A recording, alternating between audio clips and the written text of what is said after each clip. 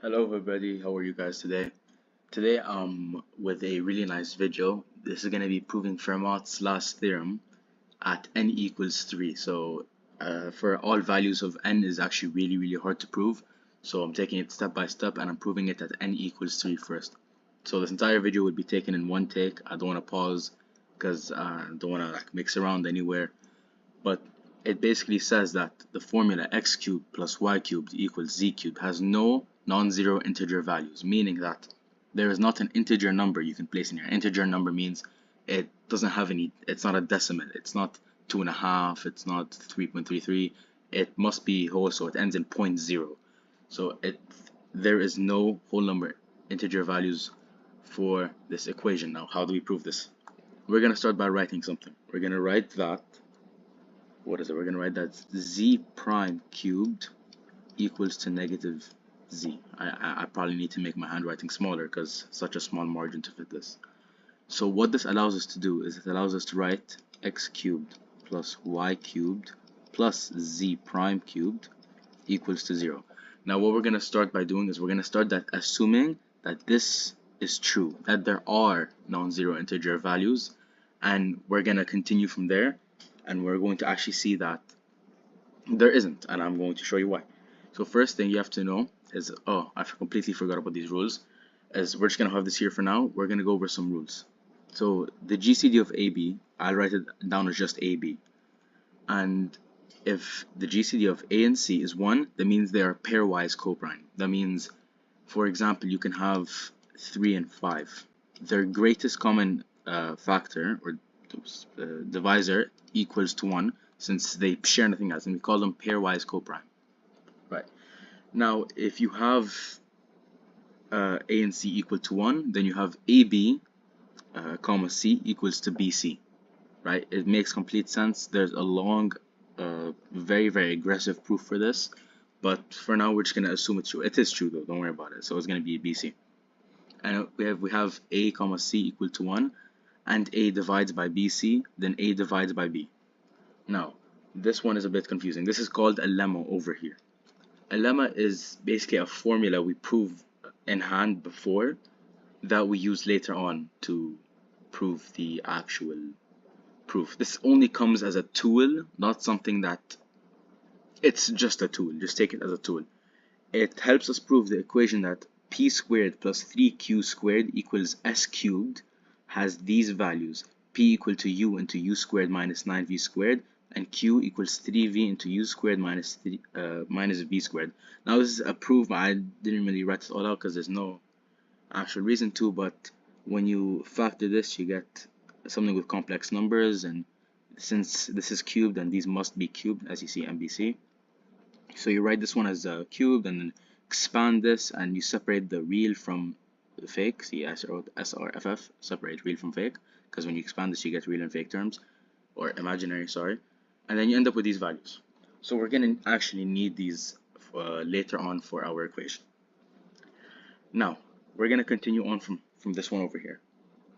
We can start by saying that all three of these cannot be odd, because you should know that an odd number plus an odd number plus another odd number equals an odd number, and since we know 0 is an even number, then at least one of these must be even.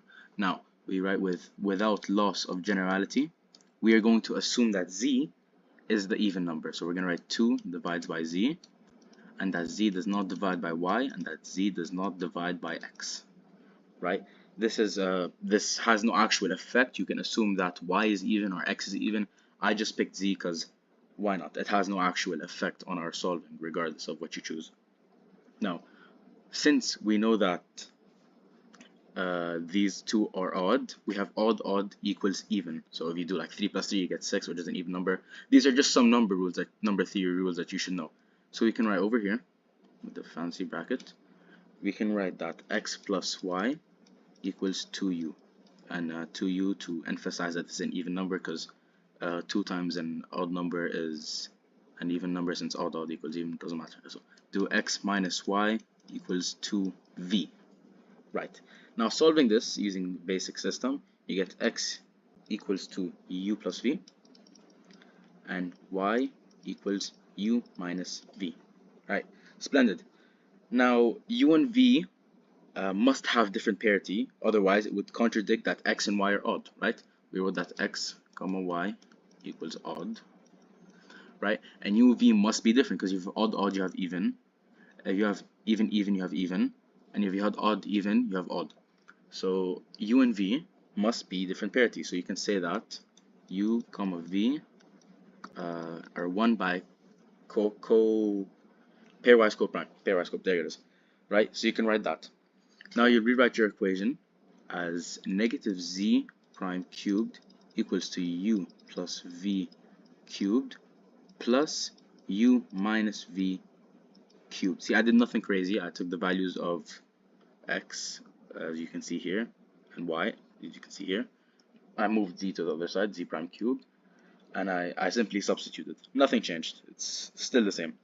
And I'm not going to bore you with the expansion, but you will have this equal to 2u into, I have it on my copybook here, and u squared plus 3v squared. You will have it equal to this. Now, since these two, I'm going to actually do this just to help you guys see it better. I'm not sure if it actually helps, but it's nice to have it in a neater form, right? Since these two equal a cubed number, then these two must be cubed, right? They must equal a cubed number themselves. So the proof for this is also very, very long. We're going to forget about that. You're going to assume I'm true. I am true. It doesn't have to be an integer. It just has to be a number. It has to be a cube number times another cube number equals a third cube number, okay?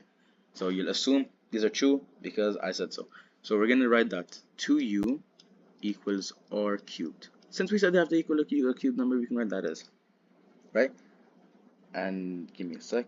We're going to write down that u squared plus 3v squared equals to s cubed. Now this looks extremely familiar to something, like almost something to its left, almost like something right here, like it's at the tip of my tongue, you know what I mean?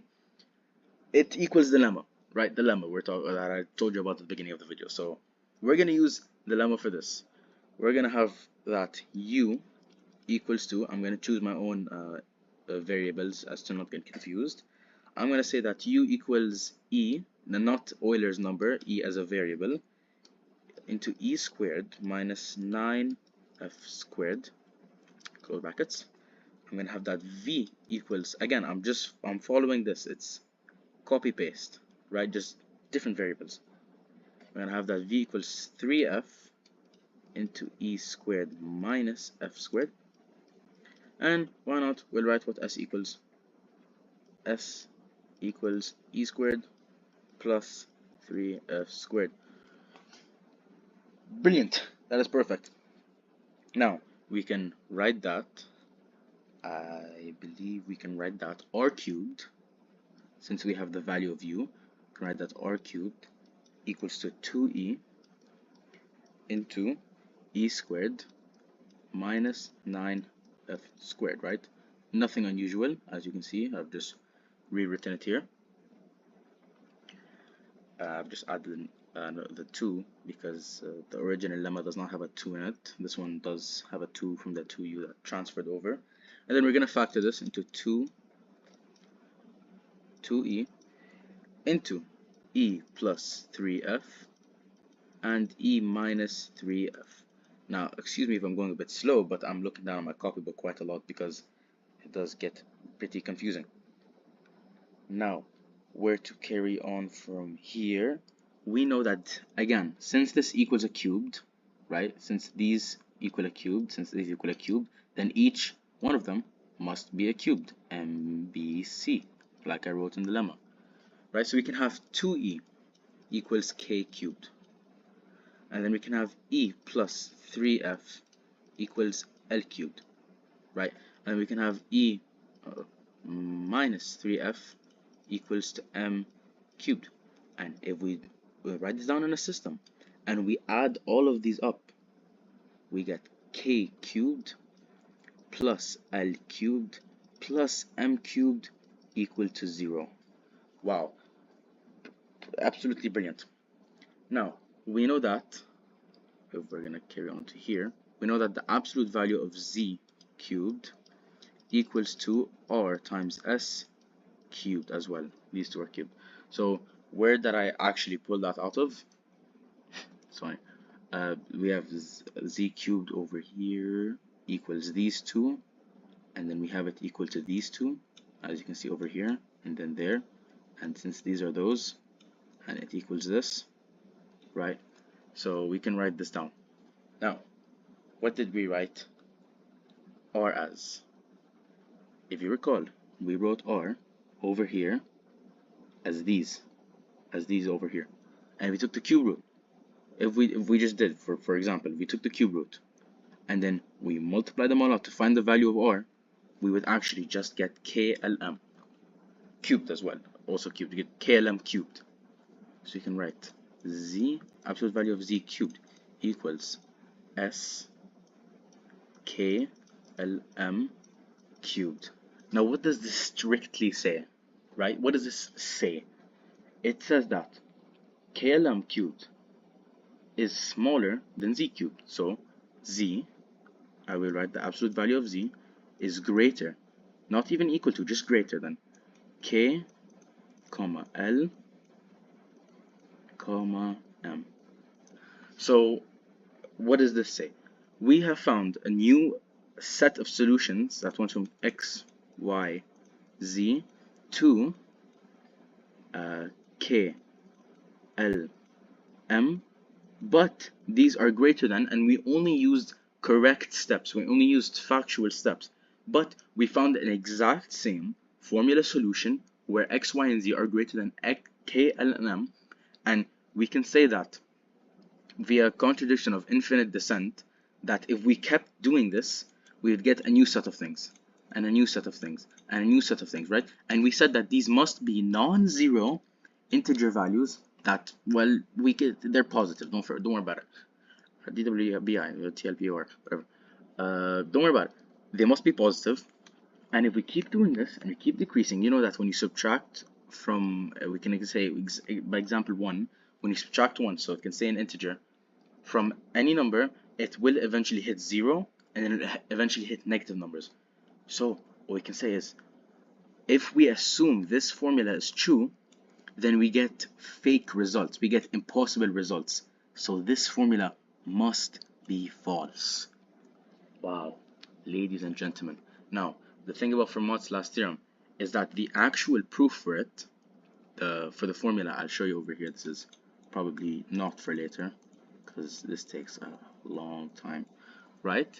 The actual proof for this equation, where n is greater than 3, right, took 350 years to find. Fermat himself said, I have found a marvelous proof, but the margins for this proof are yet too small. And then he spent 35 years pushing it off, and then he died. And only recently, in the 2000s, a bit earlier in the 2000s, using only the most advanced math, we were able to prove that this has no real non-zero integer values, positive as well, that are greater than or equal to 3. So this is only for n equals 3. I might come and do n equals 4 later, but that one is a lot longer. I have already proved half of it on my book. I will do the other half later. But thank you all so much for watching. I put some effort into this video, a lot more than my previous ones, and have a good night.